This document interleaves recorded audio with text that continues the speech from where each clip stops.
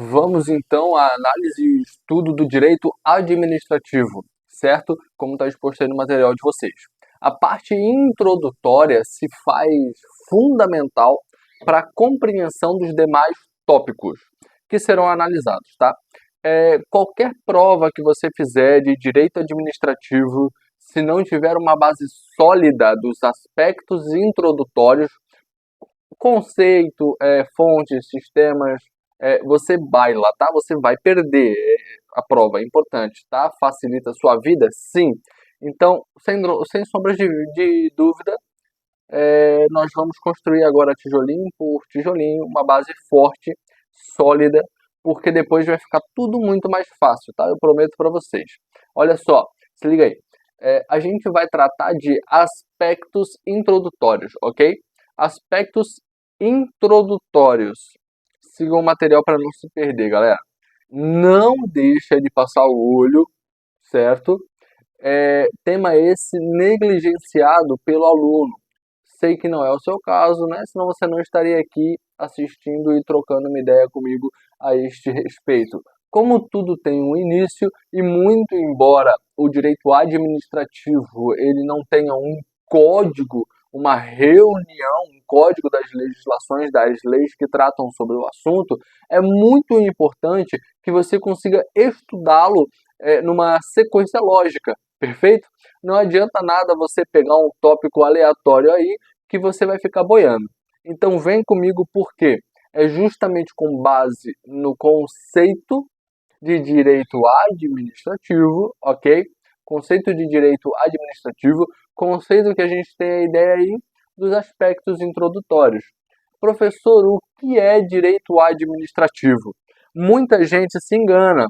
Pô, o direito administrativo tem a ver com administração, nada disso, ok? Nós vamos ver que direito administrativo é um ramo relativamente novo dentro da área do direito das ciências humanas, perfeito? Mesmo sendo novo, tem uma riqueza de detalhes muito grande. Então é muito importante que você saiba o conceito, o que é o direito administrativo, porque aí a gente vai compreender como que ele é aplicado na prática e principalmente como é cobrado na sua prova, perfeito? Então, muito embora nós tenhamos vários conceitos, a ideia básica, o cerne do conceito de direito administrativo pode ser resumido da seguinte da seguinte forma, perdão.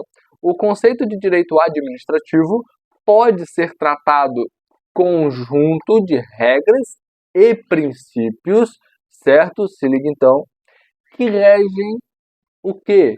Que regem as relações, certo? Olha só o detalhe, as relações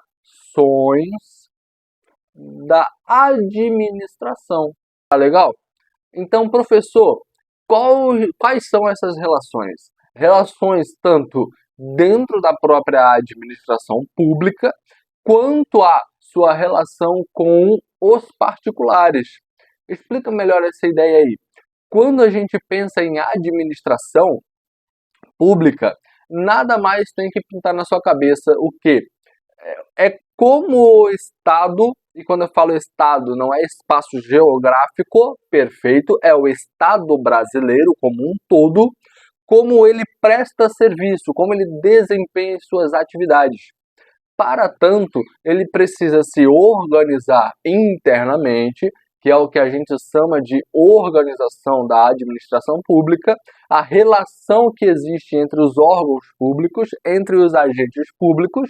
Então, essa é uma relação dentro da própria administração, bem como aquela relação da administração com os particulares, com o cidadão comum, como eu, como você, que está aí do outro lado da tela. Tá legal? Então, basicamente, é o conjunto de regras e princípios que regem essas relações. Então, você pode encontrar aí conceitos, né, como conjunto de princípios, é ramo do direito público. A gente vai ver o que isso significa, mas pegou o bizu, tá? O conjunto de regras, princípios que regem a administração, as relações da administração quanto internas quanto externas. Já matou a ideia de direito administrativo. Você já está com um excelente caminho andado, perfeito? Legal? Com base neste conceito que a gente vai avançando e compreendendo quais são os aspectos que têm relevância para a nossa prova.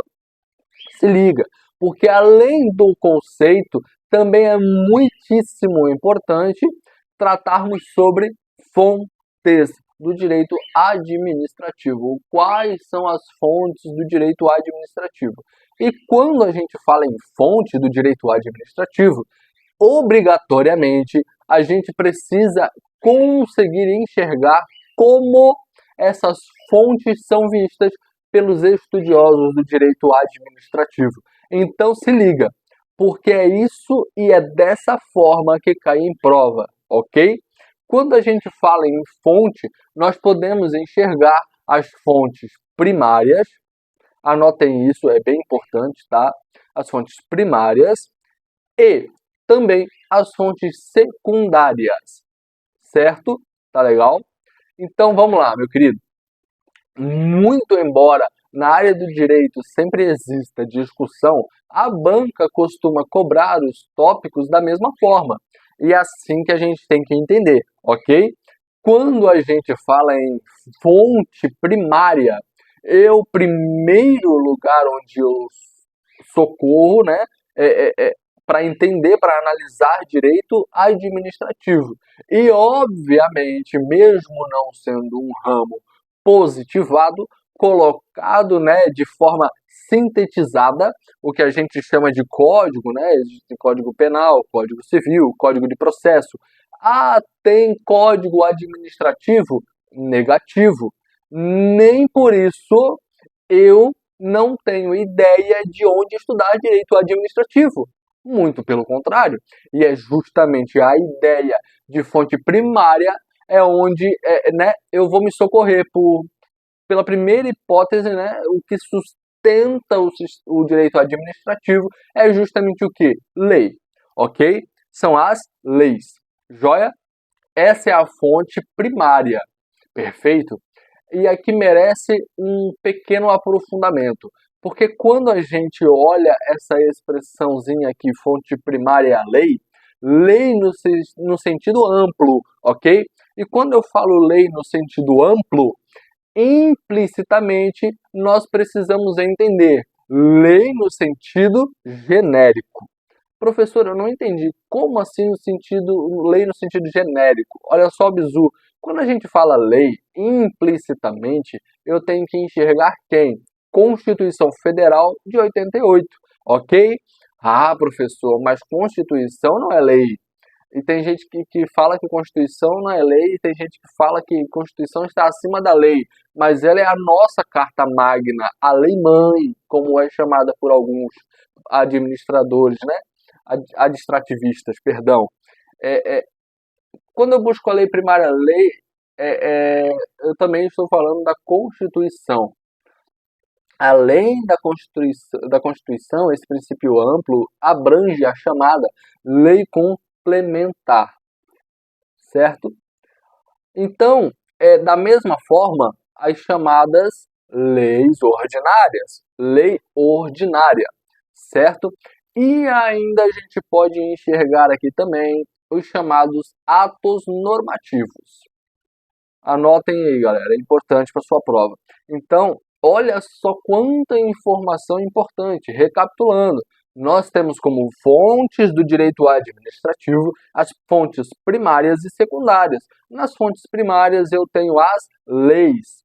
Lei em sentido amplo. Constituição, lei complementar, lei ordinária e atos normativos.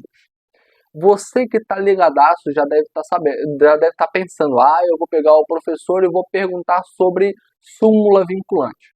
Guarda a tua dúvida que já já a gente vai ver como se dá o entendimento a súmulas vinculantes. Perfeito? Show de bola, professor. Então, lei fonte primária. Tem mais fontes do direito onde eu busco o conhecimento do direito administrativo? Tem. São as chamadas fontes secundárias. Bora anotar aqui? Então, assim, galera, Como fonte secundária, eu posso colocar o quê? Doutrina. Doutrina, tá? Para quem é da área, para quem vem do curso, da graduação de Direito, tá muito ambientado com essa expressãozinha. O que significa doutrina, professor? Nada mais é do que estudiosos do direito.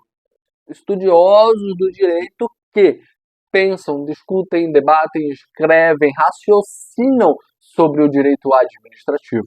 Tá legal? Então, quando o cara fala, pô, isso daqui, esse cara é doutrinador de direito administrativo, o cara é bom, tá legal? Essa é a ideia de doutrina. Então, quando a gente pega livro e vê lá o nome do autor, né, a gente pode considerá-lo como um doutrinador. Obviamente, pelo mundo digital, todo mundo que quiser gravar um vídeo e jogar na internet, joga. Tá ok? Ah, então o cara tá falando de direito administrativo, o cara é doutrinador? Negativo, ok? O cara tem que ser um estudioso do direito administrativo, ter uma formação amplamente técnica a respeito do termo. Normalmente está com titulação, mestrado, doutorado, pós-doutorado. Então, para o cara ganhar o rótulo de doutrinador, ele tem que ralar bastante.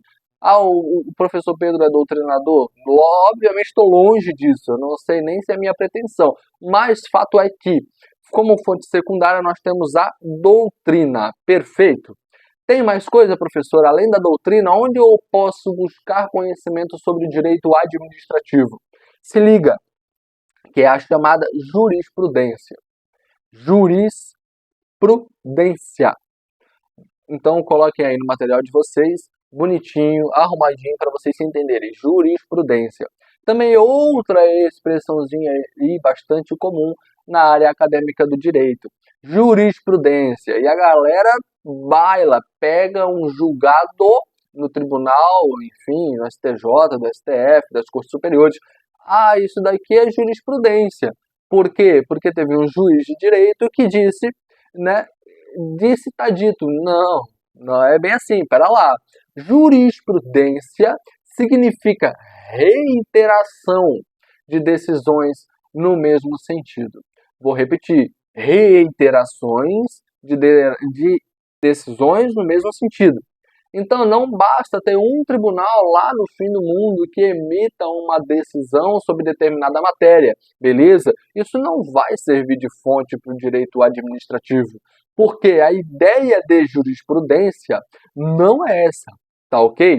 Então quando os tribunais, né, eles julgam a mesma matéria no mesmo sentido, reiteradamente, né, por um lapso temporal razoável, aí sim a gente fala o quê? Em jurisprudência. Perfeito? É muito comum o camarada retirar lá um voto de um ministro que foi proferido uma vez e tratar isso como jurisprudência. É por isso que é muito delicado quando a banca cobra a jurisprudência, porque ela tem certa dinâmica, ela muda, tá? Ela é dinâmica. Então, difícil. Quando é uma jurisprudência que está bastante tempo, é até meio redundante falar jurisprudência há bastante tempo, porque a reiteração das decisões demanda tempo, né? E aí a gente consegue enxergar questões da banca nesse sentido. Perfeito? Mas fica ligado que além da doutrina, jurisprudência também é uma fonte secundária do direito administrativo. Professor, você já falou, já tocou no assunto da súmula, tá? Eu poderia colocar súmula aqui como fonte secundária, mas eu vou colocar ela entre parênteses, né, aqui para vocês, porque a chamada súmula, as súmulas nada mais são do que resumo de jurisprudência. Só um resumo de jurisprudência. Então a gente pode colocar do ladinho de jurisprudência, a gente falou em jurisprudência, a gente tem as súmulas, as famosas súmulas do STF, súmulas do STJ, que quer dizer o quê? São enunciados que condensam, ok, que resumem o teor de julgados, né, que são proferidos aí da mesma maneira, de forma reiterada, no mesmo sentido. Perfeito? Dá um exemplo de súmula para a gente, professor, que é aplicável aí em relação ao direito administrativo, uma que despenca em prova, súmula 473 do STF, que vai aprofundar os estudos aí, né? Você vai ver a questão da autotutela, enfim, a questão de súmula pode ser vista como fonte secundária do direito administrativo, tá ok? Beleza? Ah, professor, você ainda não falou da súmula vinculante. Não falei, porque eu vou fazer um parênteses aqui e a gente vai ver se ela é fonte primária ou fonte secundária. Eu vou explicar um pouquinho mais sobre a súmula vinculante, não sem antes também colocar aqui para vocês que a fonte secundária, além de doutrina, além de jurisprudência, nós temos também os costumes. Costumes. Também, embora não seja tão usualmente enxergado, visualizada na prática, os costumes também são fonte de direito administrativo, tá ok? Então, se liga, né? Não estou falando, costume, eu posso me valer somente de costume? Não, não, não, não. Então, até porque nós sabemos que dentro do direito administrativo vigora o princípio da legalidade, perfeito? E nós vemos que o princípio da legalidade tem que ser analisado de uma forma bastante restritiva em relação ao direito administrativo, em relação à administração pública, tá ok? Vou dar um exemplo então de costume, né? Na USP, na Universidade de São Paulo, na Universidade Federal de São Paulo, não está escrito em lugar algum, não tem no regimento interno, mas é um costume adotado na USP que os professores mais antigos da casa possam escolher as matérias que eles vão lecionar. Tá ok? Isso não está no regimento da USP, não está escrito, não está positivado, mas foi uma fonte adotada pelo direito administrativo ali dentro da USP, que também faz parte da administração, para aplicação do direito. Show de bola? Pô, beleza, professor.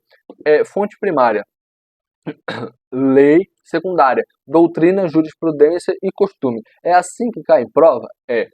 Só que aí surge, e eu vou mostrar aqui para vocês como forma de observação, né? E sempre que aparece OBS, a gente tem que ficar ligado, galera. São as chamadas súmulas vinculantes. Certo, galera? Vamos explicar o que é isso, né? Súmula vinculante, você já cantou a bola, você já falou de súmula como fonte secundária. Calma, por quê? A súmula e súmula vinculante é a mesma coisa? Negativo. Eu costumo dizer que no direito como um todo, no direito administrativo, penal, tributário, enfim, o nome sempre ajuda. Sempre ajuda. Súmula é uma coisa, súmula vinculante é outra. Percebam, quando estivemos em diante das chamadas súmulas vinculantes, nós estamos diante de uma exceção. Porque dentro da estrutura do Poder Judiciário, via de regra, não existe hierarquia. Traduz para mim, professor, significa que um juiz não se submete ao entendimento de um desembargador ou de um ministro do STJ ou do STF. O juiz de direito, ele decide pautado no livre convencimento motivado. Se ele justificou juridicamente sua decisão, ele não precisa se submeter à decisão de instâncias superiores. Essa é a regra. Só que a exceção está justamente aqui, na chamada súmula vinculante. Por quê? A súmula vinculante, ela tem previsão constitucional. Está lá no artigo 103A. E a ideia, basicamente, da súmula vinculante, que é a proferida, que é a confeccionada pela Suprema Corte, pelo STF, está lá, é o mais alto escalão do Poder Judiciário. Uma vez editada a súmula vinculante, todos os outros órgãos subordinados se sujeitam à decisão do teor da súmula vinculante. E não à toa ela ganha esse nome. Súmula vinculante porque vincula todas as instâncias do judiciário, inclusive da administração pública, que a gente já vai entender, ok? Por que eu fiz esse contexto, essa contextualização? Porque a súmula vinculante, embora ainda não tenha aparecido em prova, se ela for tratada como fonte do direito administrativo, onde que eu encaixo essa miserável aí, professor? Apostaria minhas fichas como fonte primária, tá? Só que, dada essa categorização em fonte primária, eu não posso equipará-la à lei, joia? Que fique claro. A ideia de quem faz lei é o poder legislativo. O judiciário não faz lei. Então, súmula vinculante não entra no conceito de lei. Se liga, fique esperto nessa questão aí. Não confunde, tá? Muita gente troca as bolas nessa questão. Mas se for cobrado, pode aparecer na sua prova, é difícil, mas se cair fonte primária, eu incluiria súmula vinculante, aquela se encaixa, ela se adequa melhor em relação à fonte primária. Perfeito, show de bola? Beleza, professor. Então, em relação a aspectos introdutórios, vimos conceito, vimos fontes, e também vale muito a pena tratarmos sobre sistemas. Sistemas de direito administrativo, ok? E em relação aos sistemas, nós temos dois. Para a nossa prova, para o nosso edital, dois. E a gente precisa entender o raciocínio e matar pau na hora da prova, tá ok? Então a ideia dos sistemas, a gente consegue enxergar dois. O primeiro deles é o chamado sistema francês, ok? Ô, professor, francês, por quê? Porque foi criado na França, obviamente. Tá legal? Sistema francês, ele ganha alguns sinônimos, tá ok? Então, sistema francês, o sistema é contencioso, certo? Ou também chamado sistema de dualidade de jurisdição. Dualidade de jurisdição. Certo, galera? Ah, professor, mas é muito nome para designar a mesma coisa. Só que pode aparecer na sua prova. Pura e simplesmente essa ideia. O sistema francês, sistema contencioso, contencioso administrativo ou de dualidade de jurisdição, ou o sistema dual, tanto faz, eles designam a mesma coisa. Perfeito? O sistema de dualidade de jurisdição diz o seguinte: nós teremos um tribunal específico que somente analisará questões que envolvam a administração pública, ok?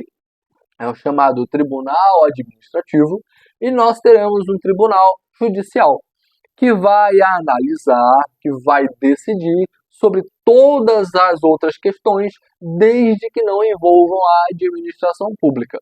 Por isso que é chamado sistema de dualidade, porque nós temos duas espécies, dois tipos de tribunais, tá ok? Cada qual com a sua competência, cada qual com a sua especialidade. Então, olha só, esquematizando aqui, nós conseguimos enxergar o tribunal administrativo e nós conseguimos enxergar, em paralelo, o tribunal judicial. Essa é a ideia, né? Quando existe treta, né, que no direito nós chamamos de lide, né? Olha só que bonitinho. Tem treta, tem desavença, envolveu a administração pública, quem resolve, quem decide sobre essa questão é o tribunal administrativo. Perfeito? Faz coisa julgada, formal e material. Bate o martelo de forma definitiva, ok? Todas as outras questões que envolvam conflitos de interesses, desde que não abranjam a administração, são resolvidos por quem? Tribunal Judicial. Por isso que é, né, a ideia de sistema de dualidade de jurisdição. É perfeito, legal? Vira e mexe, rola, né, vaidade. O Tribunal Administrativo falou, não, minha competência é o Tribunal judicial fala, minha competência, até teremos um tribunal, um terceiro tribunal, que é chamado de tribunal de conflito, mas ele não faz coisa julgada, material formal, ele só estipula qual dos dois tribunais vai ser o tribunal competente para a apreciação da matéria, perfeito? Tá legal? Então se liga, o sistema francês, obviamente, foi criado na França, tá? E existe o quê? Pluralidade de competências em relação a tribunais distintos. É o sistema adotado pelo nosso direito administrativo? Negativo. Muito embora a França, né, seja um berço, foi onde surgiu inicialmente a ideia de direito administrativo, o Brasil não adotou o sistema francês. Não, professor, negativo. Qual foi o sistema adotado então? Que é o segundo que aparece aí. É o chamado, e nós vamos colocar aqui esquematizadinho no nosso material, sistema inglês, tá ok? Também conhecido como sistema do não contencioso, certo? Não contencioso. Ou também conhecido como sistema de unicidade. Unicidade de jurisdição. Beleza, professor. Então o raciocínio aí é tranquilo, é óbvio. Se no nosso sistema francês nós temos dois tribunais, por isso que ele é conhecido como dualidade de jurisdição, no sistema inglês de unicidade eu tenho o quê? Apenas um tribunal, ok? Que decide, que dá a palavra final em relação às questões conflituosas, tá legal? Que dentro do nosso país é o sistema adotado. Então se liga, porque a própria Constituição, tá ok? Lá em seu artigo 5º, famosíssimo artigo 5º, inciso 35, tá? Da Constituição de 88, essa é a previsão, essa é a disposição que me permite afirmar que o Brasil adotou o sistema inglês, ou de unicidade de jurisdição. E isso significa, em aspectos práticos, o que, professor? Que toda e qualquer ameaça ao direito ou lesão a direito será passível de ser apreciada pelo poder judiciário. Ok? Professor, mas eu sei que existem tribunais administrativos. Eu que curto futebol, sei que existe o TJD, o STJD. São órgãos de esferas administrativas. Beleza. Tem competência nesse exemplo que eu dei para julgar, para analisar questões ligadas à prática desportiva. Show de bola. Só que isso não impede que, mesmo tendo sido tomada uma decisão em sede administrativa, em um tribunal administrativo, que o Poder Judiciário refaça a sua apreciação. Tá ok? Isso quer dizer que quem dá a palavra final, ou seja, que faz coisa julgada formal e material, é o Poder Judiciário, é o Tribunal Judicial. Pô, beleza, professor. Então, toda e qualquer matéria, desde que não seja satisfeito, haja uma resistência, que haja um lide, um conflito, pode ser passível de apreciação pelo Judiciário? Pode. E, meu querido, grave essa dica aqui, grave essa informação, porque vários outros temas, tópicos de direito administrativo, eu pressuponho seu conhecimento em relação ao sistema adotado pelo Brasil. Perfeito?